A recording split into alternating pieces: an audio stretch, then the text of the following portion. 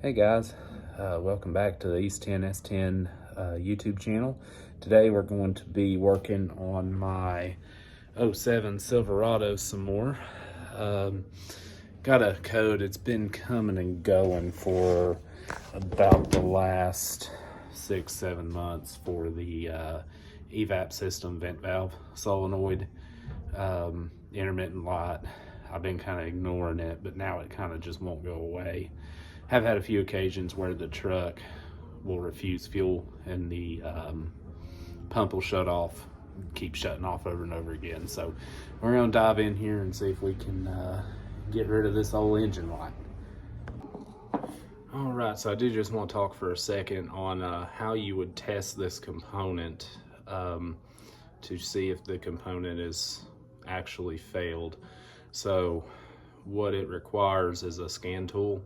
You connect it to the vehicle, go under it by the valve and command it on and off, and see if you hear a click there at the valve.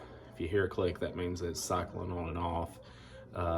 So if you don't, you would then take loose the electrical connector, which you'll see in a second, and you would test for voltage there while you cycle it on and off. And if the voltage comes and goes while you're cycling it on and off, you know you're getting power. So if you're not getting a click, that isolates it, and you know you most likely have the failed vent valve. So being a DIY guy here in my driveway, I do not have a scan tool, so I'm not going to do any of that. I'm going to just load up the parts cannon and throw a vent valve on it and hope for the best. Pretty confident that'll take care of it, just given the circumstances. So let's jump in here and see what we can do on it. Okay, so this guy right here is what we're after. That's your vent valve. I am underneath the driver's side. I am right in front of the fuel tank, right here on the frame rail. So first thing we gotta do to get this off is there's an electrical harness back in there. We'll get that, there's a better shot of it. We'll get that released, unplugged, and then we'll work on getting this retainer off. Then back here at your canister, got a connector up here. We'll have to get that off. And then there's another hose here that will sneak off of there. And then she should pull right out. We'll get this guy off here, push in on the bottom of this, and just pull out on her, and she will come right off. We'll just stick that up out of the way. And now let's work on getting this electrical connector off of here. There it is. We're just gonna push down on that, and I'm gonna have to set you down and come back because I need a second hand. All right, so on this guy here, to get him off, I just took a flathead, stuck it in this middle one here, popped it out a little bit. Then you just go grab her and work her back and forth toward the front of the truck. Make sure you do that after you disconnect this, because if you don't, it's not gonna work out very well for you. So now we gotta work on trying to get this off. Not sure if this will come off of here or if I'm gonna have to try and sneak it all out together. All right, so I'm not having much luck getting this hose off of my vent valve. So this guy runs along the frame toward the front. There is a clip here. It just pulls out. Then you go over to the other side of the frame. Then there's another clip right here. And then it crosses back over, runs along your fuel lines, and then up in here. This is the dead end part. Drop beside your trans pan. Then this thing has a clip made onto it that actually clips onto a fuel line up there. So you just release that from the fuel line, and now we'll work on snaking her out. All right, so I got her pulled out here. You see just a long thing here. So a couple of things I got to figure out now. I got to see if I can get this long piece of hose off of here. It's like plastic shrunk onto the fitting. I'll see if I can get that off without breaking it, so I can try and reuse it If not, I'm gonna have to run a new piece of hose, which is fine if I have to do that.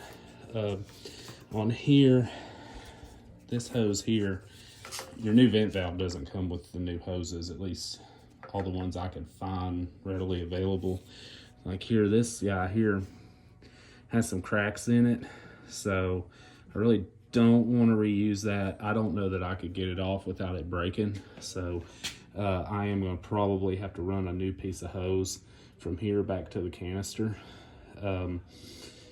just because you can, I think, order this piece off the internet, but we're going to do it a little bit differently.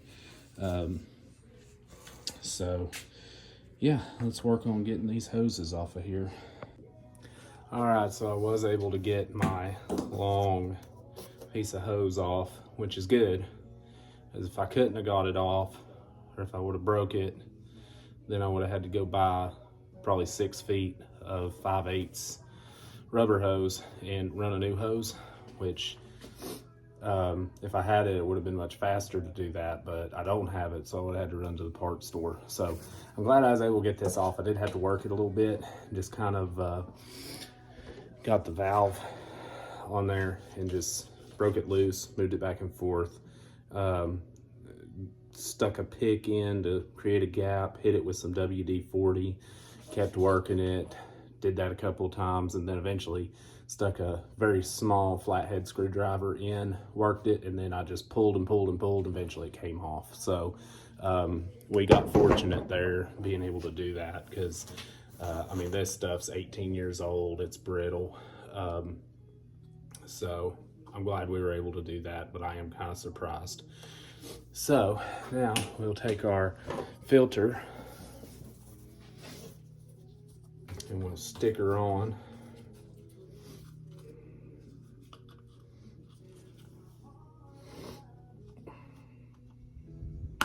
So got that on there, and then we'll probably go ahead and run this in place and then get our valve in place and then hook up this end. Alrighty, so got my new vent valve on here. It just slides on like that and locks into place. So let's see if we can plug up our connector.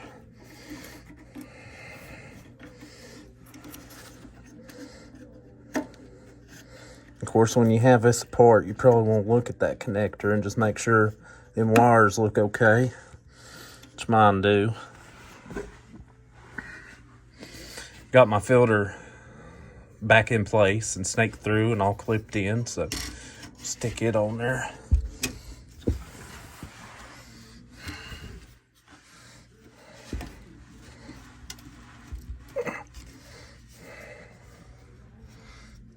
Good enough, I guess. All right, now, so we gotta get our piece of hose from here over to here. So I'm gonna hook it up, do some routing, measuring. I got 2 foot of hose, so I'm gonna have to probably shave some off, I'd imagine. So I'll do that and I'll show you the finished product. All right, so I got her all hooked up, ran my new hose. The way I angled it, I kind of went up toward the top of the box here and then looped it back down. Put some hose clamps on it, trying to just make sure it's making a good seal there and there. This one here I'm not too worried about. And then got everything plugged back up. So that pretty much completes the repair. You know, of course you would, if you had a scan tool that you could actuate this with, you would then verify with the test lamp, cycling it on off, that your repair actually worked and that it's working the way that it's supposed to. But what we're going to do in this case is we're just going to clear the codes and drive it and hope the light don't come out or come back on or burns out. So thank you guys for watching. If y'all have any questions, just leave them in the comments.